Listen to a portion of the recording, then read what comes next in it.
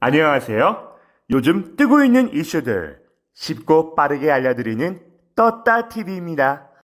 가뜩이나 코로나19 대응 실패로 말이 많았던 일본 아베 정부. 최근 잇따른 추문과 가십거리들로 인해 명예가 곤두박질 치면서 지지율이 27%까지 떨어진 처참한 상황인데요.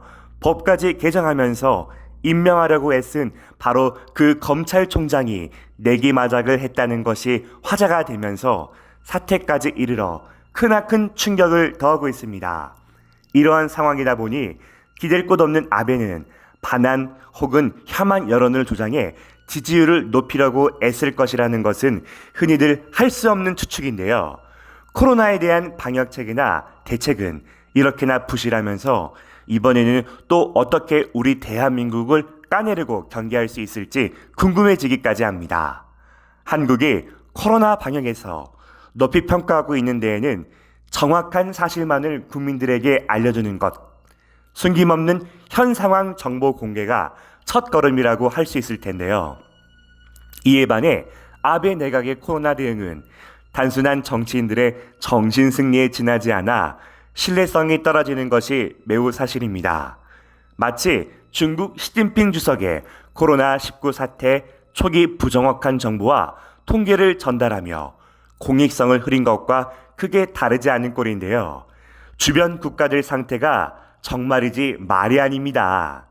아닌 게 아니라 일본 아사히 신문은 1일 충격적인 사실을 보도했습니다. 아베의 마스크라는 의미의 아베노 마스크는 이물질이 섞인 불량품이 대거 발견되면서 배포가 지연된 바 있습니다. 그런데 마스크를 납품한 업체에서는 국내 건품을 요구했던 반면 정부 측에서 시간이 매우 촉박하다는 것을 이유로 거절한 것이 문제의 원인이라는 것입니다. 보도에 의하면 아베노 마스크 납품업체 중 하나인 고아는 중국과 동남아 등에서 급히 생산된 첫 마스크의 품질은 전혀 보장할 수 없기 때문에 국내 건품이 필수적이라고 주장했으나 고아의 국내 건품은 아주 미세한 봉제 오차조차 불량으로 처리하기 때문에 기일까지 목포량을 조달할 수 없다는 말도 안 되는 이유로 건품을 거부했다고 합니다. 설마 그렇게까지 했겠어? 라는 믿음은 일본 정부가 지난 3월 17일 고아사와 체결한 납품 계약서가 드러나면서 산산조각 나고 말았는데요. 숨은 하자가 발견된다고 해도 고아사에게 책임을 묻지 않는다는 면책 조항이 이례적으로 추가되어 있었기 때문입니다. 이렇게까지 수량 맞추기에 급급했던 아베노 마스크는 정작 자국민들에게 제대로 전달되지도 못했다는 사실이 전해지면서 크나큰 충격을 더하고 있는데요. 각 세대마다 2장씩 배포하고 있는 아베노 마스크에 투입된 예산만 해도 하나로 무려 5천억이 넘어가는 반면 일부 지역의 수급 비율은 전체의 1할에 겨우 미치는 것으로 밝혀졌습니다.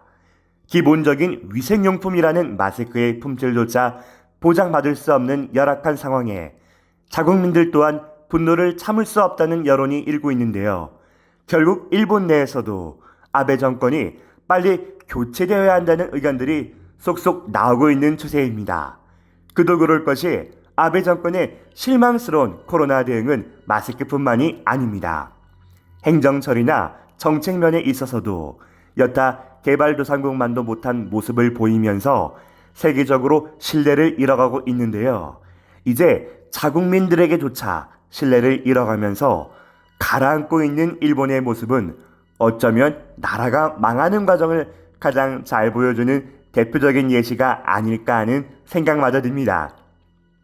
일본의 아날로그적인 행정 처리는 이전부터 말이 많았습니다.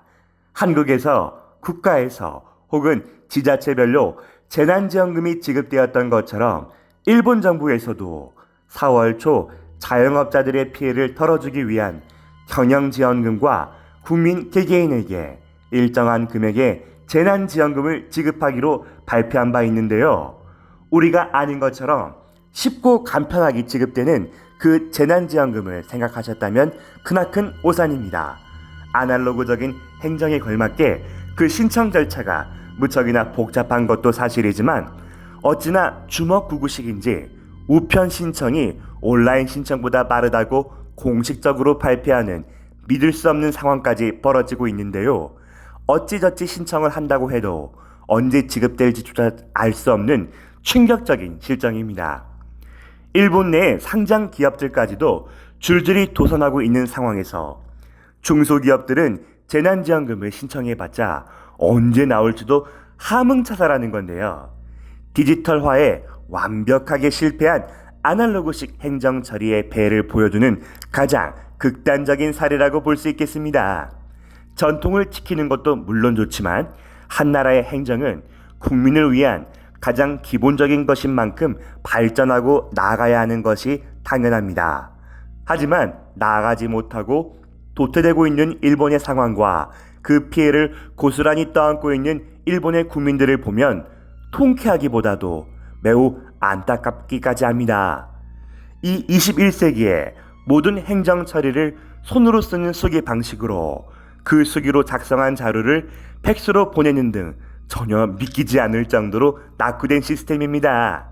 문제를 알면서도 개선의 여지조차 보이지 않는 일본 정부와 관료들의 무책임한 모습은 한국이었다면 정권이 수십 번은 교체되고도 남았겠다 싶을 만큼 무능하고 한심합니다. 한국의 주민등록번호와 같은 개념으로 일본에는 마이 넘버 카드라는 시스템이 있는데요.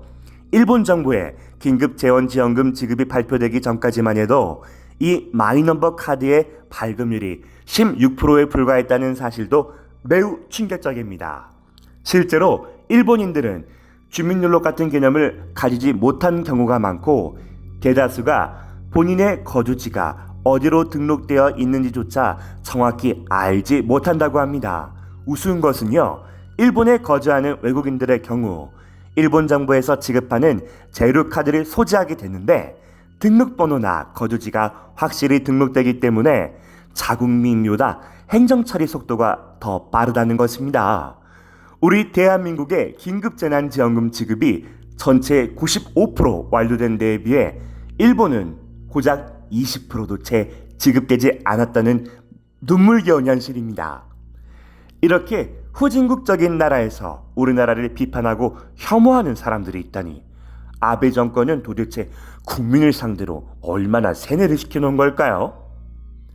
IT 후진국이라는 오명을 벗어보겠답시고 노력한다는 말만 할 뿐 하나도 진행되지 않은 현실, 몇 번이나 놀라도 놀랄 것이 남은 한심한 행정처리와 뒤떨어지는 국정 운영 방식, 숨긴다고 숨겨봤자 이제 터져나올 때가 된 모양입니다.